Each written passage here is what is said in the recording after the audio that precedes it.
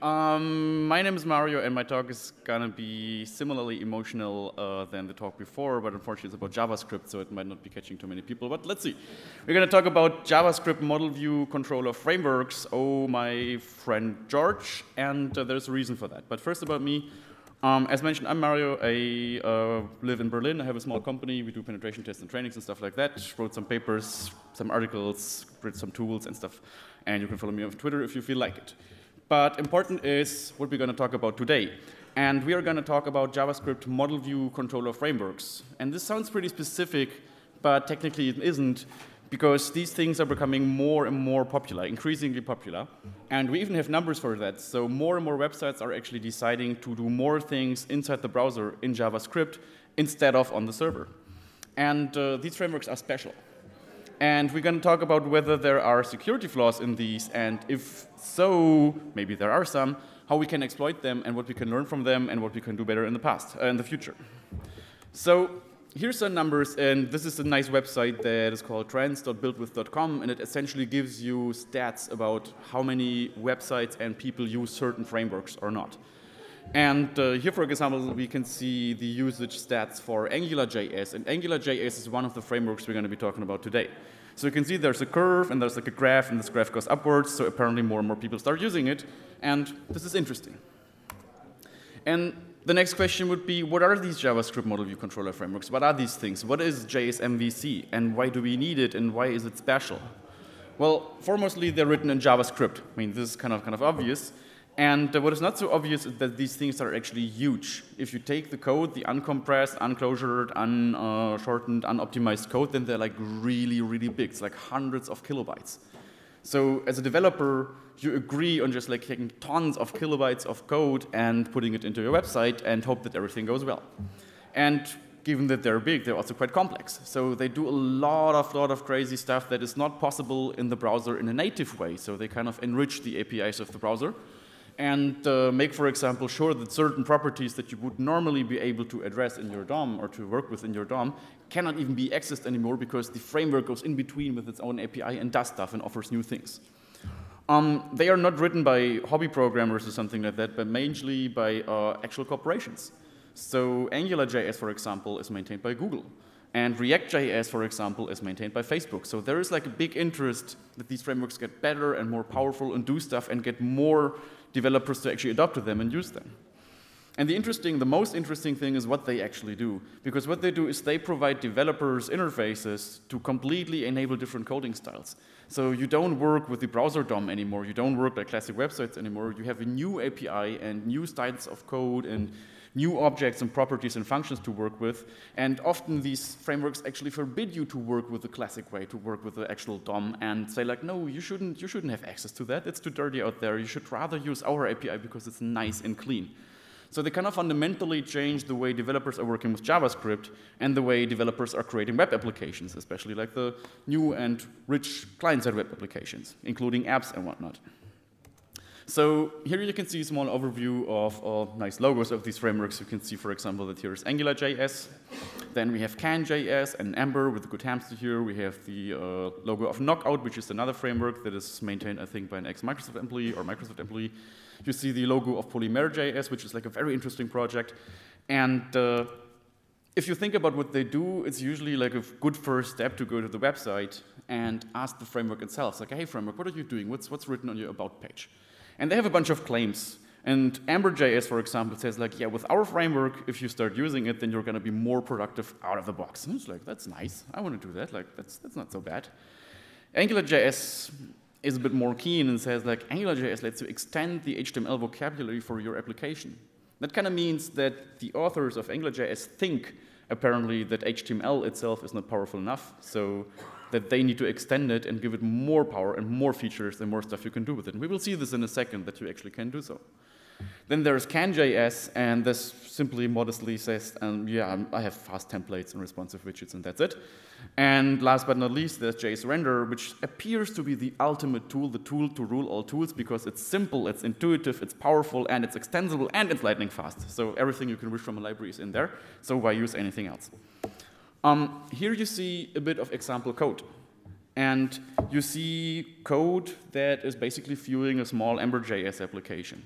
And you will notice that this is not looking like the classic website that you built here. So don't see like the classic header and body and stuff in there, but you see like script elements. And from script elements, you're kind of used to that they execute script, but they don't anymore. Like, they don't in these particular cases of these frameworks. So here we see a script element that says script type text x minus handlebars, and then we have something in here that is enclosed by this funny little mustaches, by these curly brackets. And it says outlet. So you could assume, that looks like some kind of a templating expression, and why is it in a script element?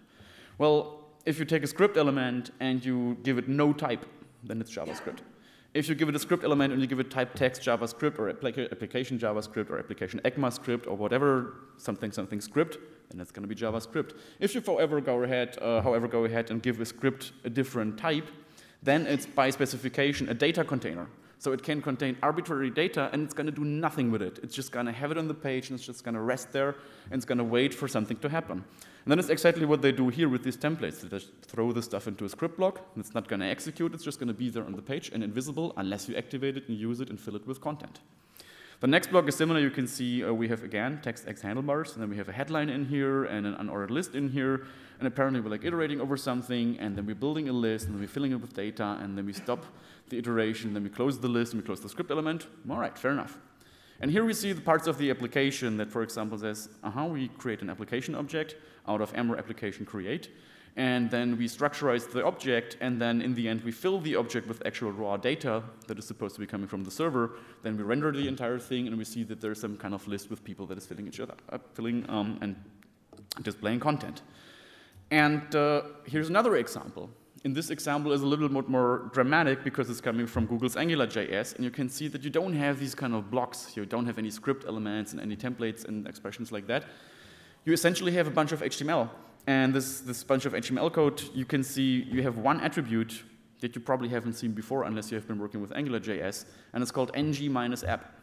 ng for Angular, ng, like it's a bit shorter and sounds cool. And that means that the entire thing that you see here, the entire element from top to the bottom, is essentially an Angular application and can do stuff that other parts of the markup can't. So we go down, we see that we include AngularJS. We close the head, we open the body, we have a div, we have a label, we have an input, and all these things. And here again, you can see that there's like ng minus model, and then it says your name. It's like, all right, fair enough. And then you see a headline, an H1 actually, that says hello your name. So who here can tell me what this bit of code actually does? Because it's quite interesting. Well, what this code does is actually render a form with an input, and once you start typing into this input, the headline is automatically being written because there's a relation between those two, and the framework assumes that this would be the thing you want to do, otherwise you have to specify it a little bit differently. And you can see that with very, very few lines of code and very few additions, precisely just this, and that, you can already create a fully interactive application. So this is quite powerful. There's another example from Knockout, and it's a bit more disgusting. You can see that there's like some select element, and we have data minus bind attributes, and apparently they do something and kind of try to create a certain relation between this and the actual data. Then you have some stuff here, also binding. Then again, you can see this pattern that there's an object coming in with actual data. So we assign the raw data to what we expect to be displaying this data, and then we display it, we render it, and done we are. And then we see this mini application running in the browser, which is quite nice. So essentially, JavaScript model view controller frameworks do the following thing. They extend the DOM dramatically, so they say, so we need more properties and more functions, more methods with those DOM objects. They heavily abstractify the DOM, say, like, you're not supposed to work with this parts of the DOM anymore. You absolutely are not, because it's like too risky or too shaky, and you don't know with IE and other browsers and so on. So they just give you their own APIs and even take the DOM away from you. And of course, necessarily, they provide you with a lot of new interfaces. Angular, for example, is very complex in terms of what it allows you to access, actually, in terms of objects, in terms of data. So they give you like a certain scope, and you cannot get out of the scope, and you can only access stuff that is inside the scope. So it's quite complex. And as already mentioned, they commonly use these script templates, like these data blocks, like I showed in the second example, where you have a script element, you throw some stuff in that is HTML or template-ish looking and expression-ish looking, and that's what they do. And that is even permitted by the specification, so it's not some kind of weird hack that it's not going to work anymore at some point. The style they are using to express templating expressions and create the assignments between the data and the view to output it is called Mustache style. So they use these curly brackets, and inside these curly brackets, they basically have a label that is pointing to some object in the scope, and once it exists, they can actually display it.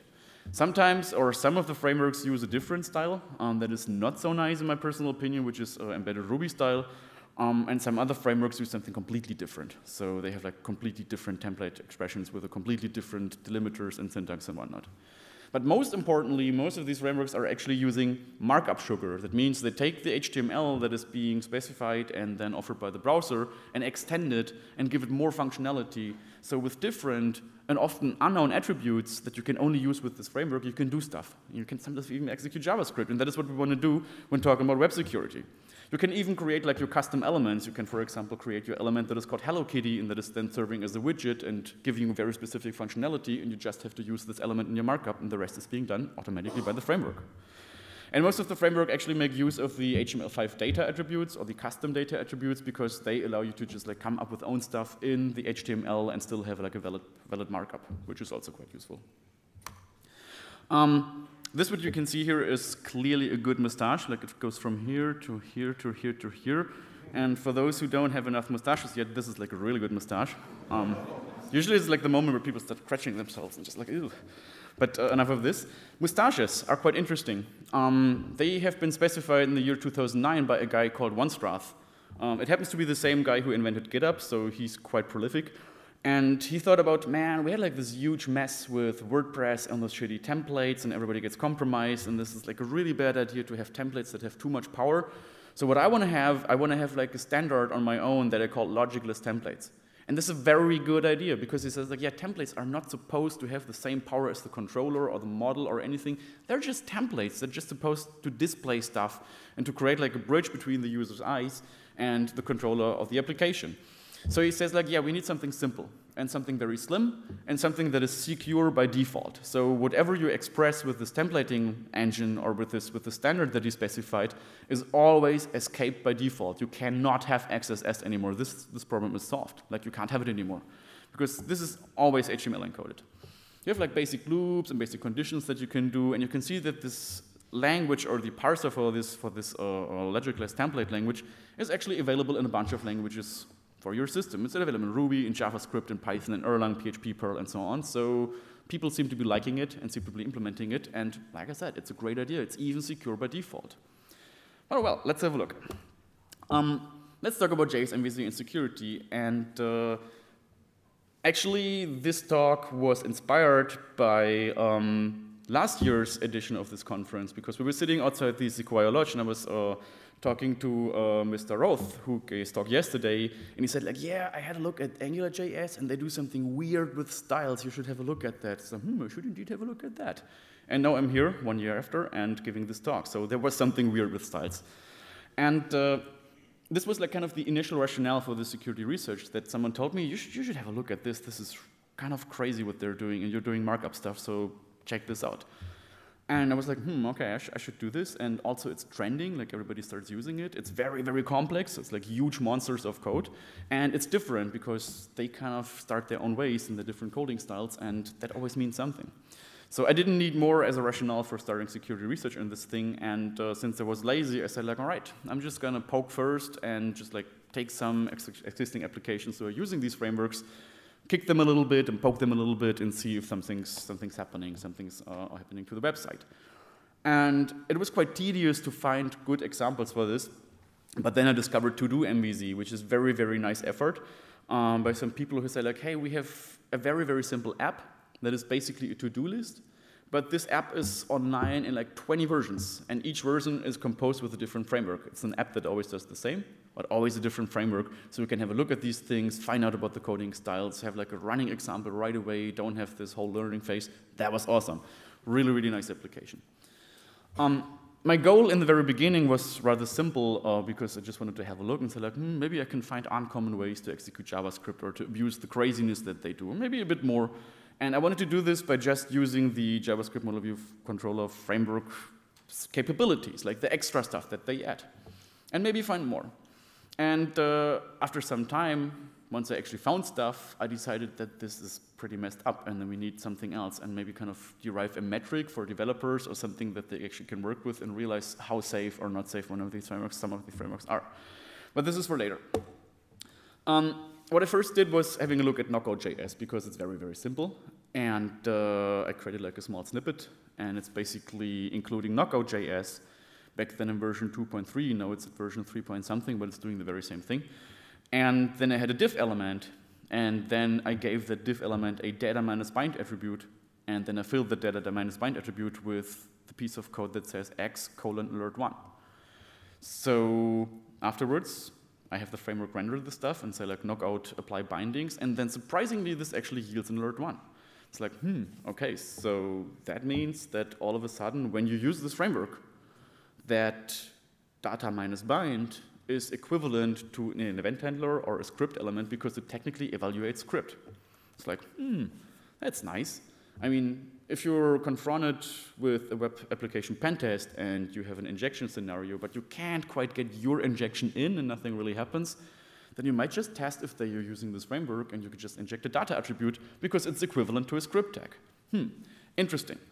It also bypasses tons of things. It bypasses IE's XSS filter, it bypasses Chrome's XSS filter, it bypasses about every single existing server-side XSS filter, and that's like not good. So this framework is somehow extending the functionality of the browser, of the DOM, and enabling us to have more eval things. And that is kind of interesting and breaking existing security assumptions. I like this picture because when I was going to the bottom of it, I kind of realized what they actually did. So after I checked the frameworks for like weird code that I could execute, I had a look at why this would execute. And that was kind of horrible because it turns out that what they actually do is they just use eval. That's it. They just have this function that is called parse binding string, and then you go in here and you see that they're like creating a huge string. They're doing double scoping with width. And then they're basically taking what is inside the attribute that you can find here and throw the whole thing into the function constructor. And throwing a string into the function constructor and then executing it is the same thing as an eval. So, well, you have an eval again. And maybe people know it, maybe people don't. Maybe people don't like eval and try to avoid eval in their applications, but there it is again. So the framework reintroduces it. Then I had a look at can.js, and it was the same thing. I realized that they're using these templating containers. They're calling them text.ejs type-wise. And then I started to write some code, and I realized that they have really, really weird ways of accepting code. So for example, accept operators in their code that don't really exist in JavaScript. So they seem to be having a parser or something and just like adding new operators, which is also interesting. And here you can see that already looks injection-ish, so I'm breaking out of something. This is completely non-working code, but in this framework it works. You break out their own logic, and then again you execute JavaScript. And I had a look at why they did this, and was again like, what the hell? What is going on? They actually created a copy of eval and wrapped it into a function that is called myEval, and then they called myEval again with this weird string. It's like, again, another eval. That is interesting. Why are these people all using eval? And then I had a look at Kendo UI, which is released by a company from the States, and they went even more crazy. So here you could go ahead and, for example, simply inject a div element, and this div element would have an ID, and then inside this div element, you would start the expression by just initiating it with a hash. Then inside that hash, it's the same as with the script element. You can just like execute any piece of code. Then you end the whole thing, and then you close the div, and then you have the alert1. And this is like one of the things where it's like, this should not be allowed. This should not happen. You shouldn't be able to give a div the functionality that a script element has just by using this framework. And of course, they also used eval. And I kept poking, and one of the bigger targets was actually AngularJS because it was huge and it was complex and was hard to understand because many concepts have been changed and many concepts have been rethought by AngularJS, and you really have to get into the mood of understanding this framework. And I had a look and ended up with this little proof of concept saying, okay, we import AngularJS, and then we have a div, and we give this div a class, and we say class ng-app, turning the container into like a Angular app, and then we just simply go ahead and say like opening curly, constructor, alert1, parentheses, closing curly. And then we close the div, and we have another JavaScript execution. only that we get the alert twice. So it's 2 alerts that are coming. I don't know really why, maybe one for security, maybe one for safety, but they do this. And I found out that you can even go ahead and encode the stuff. So you can have a div in your injection that says div class ng-app, and then the encoded representation of the curlies, and it would still work. Because at that point, the framework would actually take the inner text property or the text content property, and this property in the DOM automatically decodes. So this is equivalent in a way. And it's like, yeah, when you want to prevent against XSS, you encode your stuff. No, not in this world. Like, even if you're aware of this. How many of you guys know this constructor-constructor trick? Because this thing is important. And this is kind of marking one of the new default cross-site scripting vectors that you should use in your tests. Because what those frameworks do is obviously heavily using eval. And they go ahead to these templates, to these expressions, they grab the value, and then they execute it in some sort of scope. So usually they're checking against some sort of object whether the scope is being applied with this variable that the developer wants to output. So there's an object, and we usually have an accessor to this object. So if you want to have write code execution from a plain object in JavaScript, then we can take the object and we can ask for its constructor. And then we get the constructor of the object, but could be object, or could be string, or could be something else, depending on how they built the code. And if you take, for example, the second constructor, so if you ask for the first constructor and get back object, then you ask again for the constructor of this object, then you get function, and the function constructor is actually acting like an eval. So you can instantiate the function constructor, you can pass in a parameter, you can execute the result, and then you have the string to code. This is why we're using this. And I had a look at the code and wanted to find out what they are doing internally, and of course, there's another eval. So you go here, for a code for each, there's a string that is being built up, a string is being filled with stuff, and they throw it into the function constructor, and we have code execution again. It's like we spent about like 10 years of teaching developers that eval is bad, and then the HIP JavaScript frameworks are coming and kind of reintroducing and saying, yeah, but we do it too, so let's just like eval is back. Great. I had a very lengthy discussion with the AngularJS developers because I reported those bugs and they were quite happy about this and said, like, no, this is actually not security bugs because no one would ever inject that. Like, why would anyone ever do that? It's like, maybe we have a different mindset, let's talk about this. And then we created like a discussion doc, and it was like several days that I had to spend to talk to them and actually explain them why this is bugs and why this is problems. And I really like this one statement, which is kind of YOLO. It says like, why shouldn't we evaluate encoded expressions? Why is that a security hole? I don't know, sir. Maybe you tell me. You can follow this discussion. It's linked in the slides and kind of shows a little bit the development of where we went through this whole process. But anyway, eventually they realized that it might indeed be attacks, and they even fixed them. And funny enough, some days later, when we had this discussion and they were like very convinced that it's not a security bug, Niels Jünemann from Berlin found an XSS on www.google.com, and it was exactly using this vector. So even on their main domain, they had a bug that was using this technique, so kind of a realization that it could indeed be a bug. The fix that they did was brilliant. It was a really good fix. And it's again talking about this constructor thing. This is the fix for the bug. And this fix keeps us from being able to execute arbitrary code with these crazy statements. Because they make an object check. They say like, okay, I'm getting an object, and I want to find out whether the object and its own constructor is the same. Because when this is the case, it must be the function constructor. This is only the case for the function constructor, and you cannot get around this. Like, this check is always going to work if you're working with a function constructor. So that's how they're actually forbidding this functionality, is that you can't pass in the function constructor anymore and abuse it, and that's quite nice. There's other ways to fix this. If you're deep into JavaScript, you can, for example, use S-own property or stuff like that, depending on how your framework is built, but it's fixable. Like, you can do something about it as a developer, and as a framework maintainer, really, none of them so far did, except for Angular and Ember. And there's a big problem, and this problem is called CSP, Content Security Policy. CSP is quite awesome, and it really, really, really makes the attacker's life hard, because CSP basically gives you, as a website owner, the possibility to deploy HTTP headers that will then instruct the browser to not execute anything blindly anymore, but only execute certain scripts. Scripts that are trusted, scripts that are coming from a whitelisted domain, and it will also take away the possibility for an attacker to, for example, create an outbound channel. So it's like a two-component security solution that says no untrusted scripts, and even if you get something running, then the outbound channel to a different domain, to evil.com or something like that, is blocked, and you cannot exfiltrate the data. So it's like really a pain in the ass. A big problem is that most of the JavaScript model view controller frameworks will not work alongside CSP. It's absolutely not possible because they, as we just saw, all use eval or the function constructor. And in CSP, eval and the function constructor and several other ways of turning strings into code are forbidden. They're being blocked. The browser will say, like, yeah, you try to use eval, but no, you shall not, and I forbid this, and your code is broken. So you are not supposed to use eval anymore. But all these frameworks use eval, and so they won't work with CSP anymore. So on the one hand, you have like this high-end security mechanism. On the other hand, you have the high-end frameworks, but they won't work together.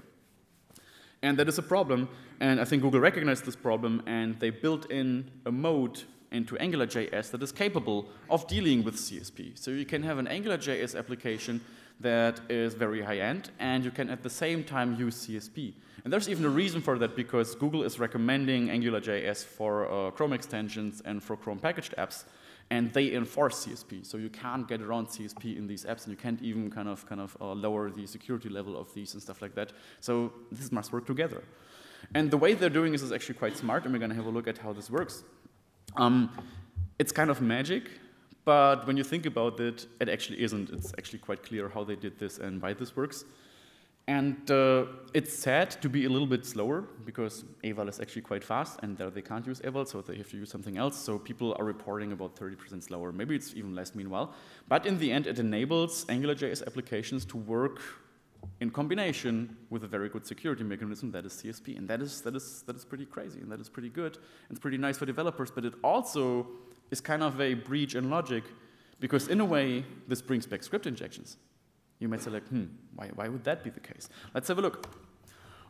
Here we see a very simple website, and it's deploying all the possible CSP headers. I'm deploying 3 of them because not all browsers accept the same headers yet, but it's kind of stratified right now. So most of the browsers are using content minus security policy, but back then we needed all of them to have it work for all browsers.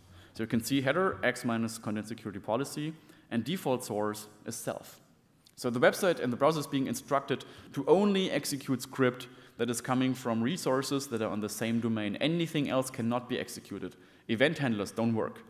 Inline script doesn't work. Only script that is coming from the very same domain, which is quite secure, and which is leaving the attacker with the situation of having to do more than just a simple injection. Then we have a doc type, then we have an HTML element, we have the ng-up that is declaring the whole document as being an Angular application. And then we have an extra attribute that is called ng-CSP. And this enables the application to run in CSP mode, which is, as mentioned, a different mode. And then we have like the header element, we include Angular itself. We close the thing, we have a body. And here in the body we have an injection, like a nasty little injection. And the attacker just injected this via get parameter or something like that, and would expect that if you click on the body after this code has been injected, that of course there's going to be an alert. However, there is no alert because CSP suppresses that. And CSP says like, no event handlers, I can't allow you to do that, so I'm just going to not do anything at all. And you get like a little console warning telling you, no, this doesn't work. However, AngularJS is kind of special, and it has its own event handlers. And those are being prefixed with ng-. So you can, for example, just go ahead and say ng- mouse over, and then do something. And this means that technically you can inject stuff, but not classic event handlers anymore. But what you would inject is actually framework functionality. So the attacker would just have to inject ng- click or ng- mouse over, and it's still supposed to work because otherwise the framework would break apart. And now the interesting part is what you kind of have in scope inside this expression, inside this template expression. Because what the Angular people offered you here was a reference to the actual event object that is being available or made available by using $event. And who knows the event objects in the DOM? Because they have like a very, very nice property. Every event object that you have in the DOM always leak the window object with a variable view. So they have one property that is called view, and that contains window. And if you have window, you have the entire web application, and you have arbitrary script execution again. So all that was necessary here was to say, like, okay, we are accessing event, we're then accessing view, and then we're accessing alert 2, and then we have full-blown script execution again. And CSP is fully bypassed by the library and by the extra functionality that the library adds to the DOM and to the browser, which is quite interesting. And the question is like, how do they do this? This is kind of magic. How are they able to bypass a technology that is like deeply seated, deeply rooted in the browser, and keeps the browser from executing anything that is inline? How do they get across this? And it's actually not that hard, because what the Angular people are doing is they have a parser. And if you have a parser, then you can do a lot of things. And they actually just parse over the content of the ng attributes, and they grab the first part of it, which would be, for example, the string event. And then they grab the second part of it in the third part, so they split it by the dot and have like an array of strings that they go over. And they basically pass it through the engine and say like, okay, we have something here that is the string $event. Do I have something in scope that is also named like this? If so, return it and keep using it. And then they go to the next part of the string, say like, oh, then we have something that is called view. That object that we just got, does it have a view? If so, return it and move on. If not, abort execution. And then we're already inside the window, and they just say, oh, there's a string that is called alert1, and do we have an alert in window? And yes, of course we do. So they can just like return it and then execute it, and done. This is the entire magic, how they do this and how they bypass CSP at this point. Because technically it's not in line, it's actually fully legitimate, and that is working. And no eval is being used either. They just parse the stuff and then check for references, return the references, execute the thing in the end, and done. Very nice. But that also means that enabling a JavaScript model view controller framework to be working together with CSP also bypasses CSP. So you kind of don't need CSP anymore. And this is kind of weird, because if this framework is actually providing event handlers and you re-allow them, then why do you have the protection anyway? But yeah. I actually contacted them, and we talked about this, and they fixed some parts of it, so this is good. But I was thinking, maybe we can do more, and maybe we can kind of leave the boring context of web applications and always get like the stupid alert and stuff like that. Maybe there's something else that can be run and driven with AngularJS, and we can cause more damage just for the funsies. And then I discovered packaged apps, Chrome packaged apps. They're actually quite amazing, and on the website it says, packaged apps deliver an experience as capable as a native app, but as safe as a web page. Which this really got me. I was like, as safe as a web page. Like, web pages have proven to be so safe in the past. But as safe as a web page, just like web apps, packaged apps are written in HTML5, JavaScript, and CSS. Okay, so there's some kind of app thing that you run somewhere, and then it can do a lot of things, but it's essentially built in HTML5 and JavaScript. Well, fair enough. And then it says packaged apps have access to Chrome APIs and services not available to traditional websites. You can build powerful apps that interact with the network and hardware devices, media tools, and much more. And just like, okay, so you have like this execution environment, and it's using HTML and JavaScript, but then again, it can like access your devices and your camera and your USB devices and stuff like that. That is interesting. And the good thing is, from an attacker's point of view, that on the documentation, Google recommends to use AngularJS for the use with Chrome package apps. So they said, like, okay, we actually have like a bunch of lab extensions here that you can just like grab and play with, and they all work with AngularJS. So that means that technically you can apply all the same attacks that you can use against websites using AngularJS against these packaged apps. And the packaged apps themselves have a very sound security model because they enforce CSP. You can't do anything to turn it off. Like, it has to be there. Like, it's fixed. You cannot get around this. And this is, of course, making injections against apps very, very hard, because injections would try to execute code, but coming from the outside, and CSP would simply block it, so whatever you inject, it's not going to work. However, since those things are using AngularJS, that means that we can maybe combine this. So we can maybe combine the functionality of AngularJS bypassing CSP and thereby attack an extension and get privileged code execution. And this actually works. So let's have a look at a quick example. And this is basically the outline, like the structure of a very, very simple demo app. So we see here doc.html, ng-app, ng-CSP. We get the AngularJS, we get the controller, we get the style sheets. And here we have some kind of to-do thing that is doing stuff and showing items. So nothing very specific. Here we see the controller code that is composed in AngularJS. We see like we have a to-do controller, and it does stuff. It has a scope object and does this and does that. Fair enough. And then we see the manifest that is basically defining the properties and the metadata, and also the security properties for the extension for the packaged app. And again, we see there's nothing spectacular in here. Manifest version 2, the thing has a name, has some permissions, has a version, loads some background scripts, and that's it. And now we assume an injection. we assume an injection that we have that would technically not work because it would have to be inline JavaScript. But here, we know this as the attacker, and we say, all right, we're just gonna inject AngularJS code. And the injection is here, and it says like ng minus click. And then it gets interesting, because then we have something that is like an invalid, non-existing function call. It starts here, and it ends here. And what I'm doing in here is I'm obviously doing some DOM arithmetics here and saying like w equals event view. So I'm obviously kind of grabbing window, then I'm creating a new element, and then I'm sending this thing to somewhere else and leaking data. So whatever data the application contains and displays, I'm leaking it to the outside world. And the interesting thing is that AngularJS, or the parser of AngularJS, at that version forbid you to use assignments in your templating expression. So you couldn't go ahead and say like A equals B. That was forbidden, it would throw an error. However, if we would take the whole thing and wrap it to a function call of a function that didn't exist, then it worked. And there's even a small demo for that, so let's have a look. I hope this works. This is the latest version of Chrome, and here we have the demo extension. And we basically assume that the injection already happened. I have the source code of that right here. You can see here's our injection. And what I'm doing right now is starting this thing and checking if the injected JavaScript is actually executing, if it's coming through. What I'm doing here is sending this stuff to my box and basically seeing if something arrives. So let's go with this and start the extension. And here it is. And then we can close Chrome, or I can just move it away because we don't need it anymore. We just like craft around here and click, and oh, there is a nasty kitten. So apparently something happened, something with the injected code worked, and I can have a look at my log and see, oh, there's a lot of stuff in base 64, which is effectively the entire markup and the entire DOM of the application, just in a string representation, and I can start leaking data or work with it as an attacker. So we can, in fact, inject arbitrary code into the extension in case it's using AngularJS, because we have the possibility to use injections again despite CSP, and that is quite nice. And that kind of got me hooked, and I had a closer look at this, and there's much more to find. One thing that I really liked is this thing here. So it essentially says div class and then ng minus include, and then it uses something that looks URL-ish, and that actually does something.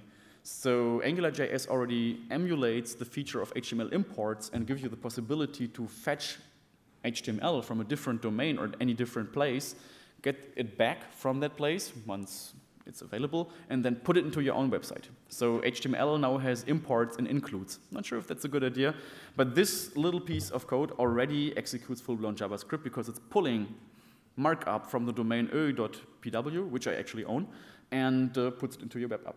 So if you can get this injection through and the website that you inject into is using AngularJS, then you have a bypass. And then you have something that is only using the class attribute. And nobody filters or strips the class attribute because class is harmless. Anyway, I was thinking that maybe I can turn this into a different CSP bypass based on this particular feature. And it actually worked. And this is the final attack that we're going to see today in this talk. And it assumes that we have three conditions given.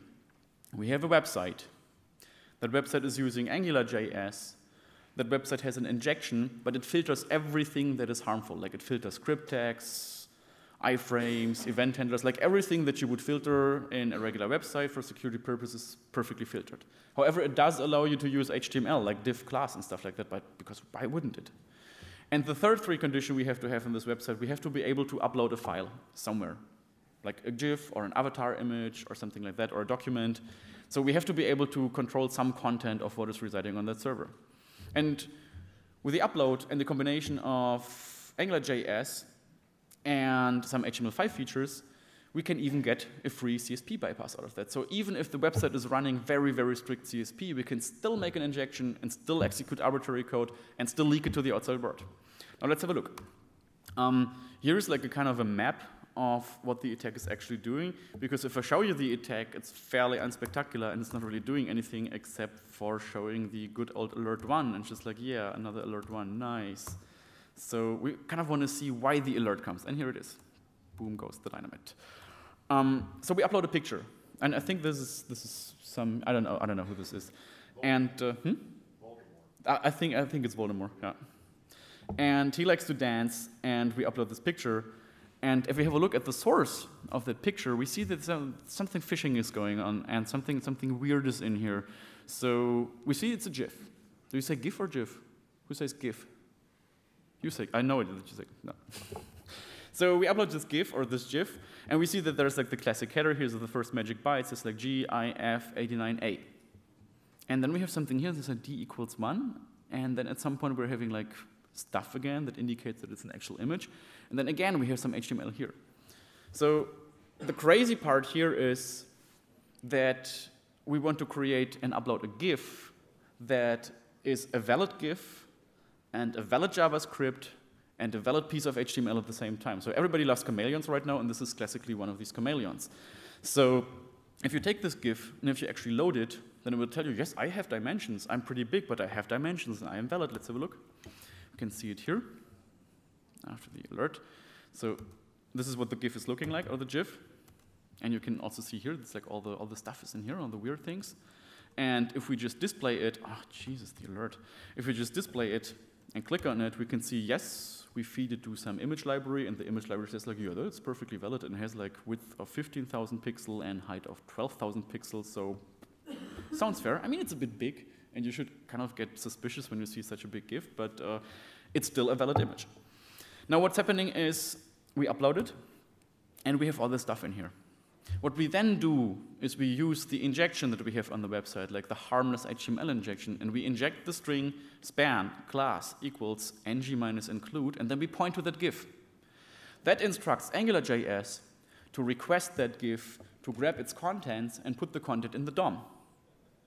That's nice, because technically we could just like put any arbitrary JavaScript into that GIF and get it executed by that way. But we mustn't forget that we're still having to deal with a website that is perfectly CSP protected. So we can't just execute arbitrary JavaScript. We need to execute something special. And that is exactly what we're doing here. So we have the span that is having the class, that is using the ng-include, that is grabbing the image and then displaying its content. Now what we're making use of here is a special feature that is called, that is already implemented in Chrome's nightly and has to be enabled by flag, and that is HTML imports. They're currently specifying that. There's a lot of discussions about that. But the HTML imports are very powerful because they, of course, can also import themselves, and they can also be used in combination with inner HTML, which is being used by this functionality. So this requests the image and then writes the content of that image back to inner HTML. This has this to appear in the website, which is the HTML import, which is then again grabbing itself and then grabbing the style element, the script element, displaying the script element in the website, which is then again requesting itself. So first we fetch the image is including itself, it's again including itself, but always in a different context. And this final step here is basically saying script source test GIF and activating the alert that I have hidden inside the GIF. So you can see here with the magic bytes, and basically we need to make sure that the content of the file is both valid JavaScript and both a valid GIF. So we turn this whole thing into a label. We say GIF 89AD equals 1, valid JavaScript. So we start a comment inside the GIF header area. We end the comment, we add the actual payload that we want to be executing with JavaScript, we create another comment, we go up to here, then we enter the actual payload of the GIF, like the actual pixel information, which is here, which is still inside the JavaScript comment, so we can have in there whatever we want. Then we end the comment down here, and inside we also have the link. So first, we have this thing being fetched, then it's including itself via link, then it's including itself via script, and then it's executing itself because it has the content, and it's like 3 file formats at the same time. So, and that's it, that's the attack. I reported this bug and said, guys, this is not so cool because it's turning every single harmless HTML injection, even if CSP is on, into something really nasty if there's any possibility to influence any file on that machine, on that domain, because then we have bypassed everything. We have bypassed the browser-based XSS filters, the server-side XSS filters, CSP, and all of the protection mechanisms are not worth anything at all. And I got a reply, and that was a bit sad, because it said, it looks like we'll agree to disagree on the importance of the HTML imports issue. We don't think it's possible for a third party to execute arbitrary JavaScript via the process you describe, so the risk of unsanitized HTML would be the one that the developer was taking on deliberately. And I don't 100% agree on that. And we were talking about a fix, and there is the possibility for a fix, but so far it has not been implemented yet. So let's see. So right now you can start playing with this. And there's like another issue that is pretty crazy. 2 years ago, I was talking about, no, actually 1 year ago, I was talking about an attack that is called mXSS that takes into consideration that the DOM sometimes transforms and mutates stuff that is happening on a website. And this was the same situation with AngularJS, and this is another unfixed bug, because what you can do is you can use the ng-includes to fetch files. And if you have an injection that is encoded and part of this inclusion, then interesting thing happens up on Angular parsing over the stuff and putting into the website. Because this is asynchronous, and for asynchronous operations, a JavaScript library doesn't always know where it was and where it still has to go in terms of the DOM tree. So what they do is they create some kind of small breadcrumbs, and they create comments inside the DOM to remind themselves where they were with the parser, even if it was an asynchronous action. So what they do is they create comments, and the comment contains parts of this data here, and they throw it into the function that is called document create comment. And the beautiful thing with document create comment is that it's not aware if the comment itself is closing itself. So you could use, for example, the dash greater than inside the parameter for this function, and then the comment that you create has already closed itself. And that is exactly what's happening here. So then they map it to the DOM, and the only thing you have to do is mutate inner HTML once with whatever trick you can use for that, and then you have another alert, another XSS. However, this does not bypass CSP. This is just like a small trick you can use. So to have a small recap about this, what we've seen so far is we've seen a bunch of libraries that do crazy stuff and that use like rotten markup sugar because they think it's a good idea to actually extend HTML and be smarter than the specifiers and do more than the browser is supposed to do. We've seen JavaScript execution that is coming straight from data attributes, JavaScript execution from arbitrary elements like a diff in Kendo, JavaScript execution with encoded mustaches, one or even two full-blown CSP bypasses, one of them already fixed. And we've seen the reasons for these, which is basically people using eval. And interestingly, this is just the tip of the iceberg because there's many, many libraries out there, and many of them are used high frequently, and many of them use eval and have a lot of bad coding practices. This is a t-shirt that I got at a developer conference in Norway, and it kind of says eval, just like in a black metal way. I found this like so cool, it's just like kind of perfectly catching the spirit.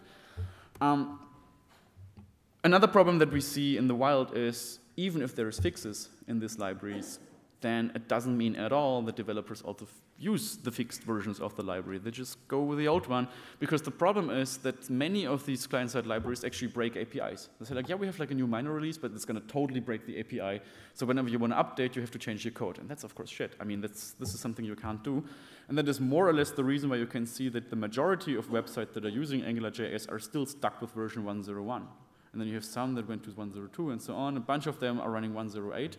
But none of them is running 1.2.18, which is the most recent one, meanwhile for a year. So they just stick with the old stuff. This data is, by the way, available. You can just like click here and you can see the blog post about this. And I think one learning that we can pull from this is that sugaring your markup and extending what your DOM is supposed to do and what HTML is supposed to do can be very dangerous in a security context, and we shouldn't do this. Now the question is, how can we put this into a metric? How can we derive something that is actually generally usable for people out there and even for developers or pen testers who want to find out what vectors they could use? So I created a small wiki on Google Code, and I created a metric to be able to measure the security features or security properties of these JavaScript frameworks. And because it sounds cool, I decided to call them like StashSec A. And StashSec A would be the question, are the templating expressions equivalent to JavaScript eval? If yes, fail, because that mustn't be. If no, good. Some frameworks have a no, and they win. StashSec B, is the execution scope well isolated or sandboxed? So do I have the possibility to break out the scope that the framework is dictating and get back to window? If that is the case, fail. If it's not the case, nicely done, win, and so on. Until to StashSec E, just asking, does the framework maintainer have a security program? Some do, some don't. The jQuery people, meanwhile, really hate us because we dropped ODN on them, and after that we said, like, yeah, just like we tried to contact you, but you don't have a security@jQuery.com address, and now they do, but they still hate us. And last but not least, we have StashSec F, asking whether the framework is capable of dealing with CSP or not, because if it's not, and you're tempted to use it, then you will not start using CSP, which is a bad thing for your website. And we created the wiki, and in this wiki, you basically have all the attack vectors that I was already showing, and significantly more, because I tested altogether 13 libraries with everything copy and paste ready. So you're just going to have the possibility to go to this place and, for example, say, hey, my website is using Vue.js, for example. And you want to find out how Vue.js performs. It fails in every regard. And you have a bunch of example snippets that show how you execute JavaScript, and then you have elaborations on that and the reason for that, and you see where the regexes are broken, and that the regex is like completely broken. They, for example, try to match Unicode with only decimals, which is doomed, and so on. And then you have snippets from the code showing you where the bug sits and what the bug does, and how the vectors look like. It's the same for AngularJS, where we even started to split by version and say like, okay, here is the example vectors from the older versions, here is example vectors from newer versions, example vectors using caching, using templating, and so on. So all of this is copy and paste ready if you want to test it. And all the vectors are also ready for usage. You can just like go out, add this to your repertoire of vectors and start working with them, and you might find fresh bugs. So that is already the end of the talk, and we can reach the conclusion. I do believe that JavaScript model view controller frameworks require new security, it sounds stupid. They require new security requirements because they break certain security promises that were formerly given, and we need to rethink certain things because some stuff that was formerly not possibly executable now all of a sudden is.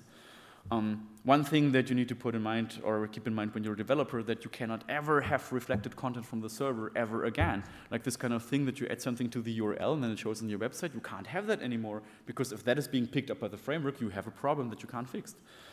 So you have to isolate your stuff, you have to separate your stuff, you have to put everything into templated containers and make sure that the data is really separated from the content. And this is like actually the small glimpse of hope that is in here, because those frameworks at least make it easy to separate content and to separate the entities that are driving or that are making a web app. And that was not the case formerly. So maybe there is like a good chance that cross-site scripting is being implicitly fixed by people who are using these frameworks and using them right. Because then there is no surface anymore. Like the entire XSS surface is more or less gone unless they do something really, really wrong on the server. So, well, maybe we have a chance to actually see progress on this and realize that it's killing XSS, although it doesn't really have this in mind. And that is a kind of a positive aspect, and I think there's like a lot of stuff that still has to be done. So A, there is more research we can do. B, the framework authors need to apply to more coding good practices and not these worst practices that they're using right now, because this function constructor usage is shit. Like they shouldn't do this. It's not a good idea. We have a lot of new technologies coming up. I heard that Google Start is now working with templates as well. I haven't had a look at this yet. We have web components coming up soon. We have the Polymer framework, which is extremely interesting. If you like JavaScript and HTML, have a look at this thing. We have the Shadow DOM that is coming up. We have custom HTML elements that are coming up. There's a lot of traction, a lot of movement in this sector. And thus, consequently, we also have new security promises, and we have new security flaws. And we, as pen testers, need to adjust to this, and we need to realize that the classic stuff, like the classic injection bugs, they're fading away, they're going away. And we need to realize that this new injection bugs that we're confronted with, and that, for example, this constructor trick is something that we might be able to use daily at some point on a daily basis against websites, because more and more websites are going to support this kind of attacks. So let's see what's going on and how this develops, and this is basically it. This is the end of my talk. If you have any questions, I appreciate it. Otherwise, thank you very much, and bye-bye. Thanks.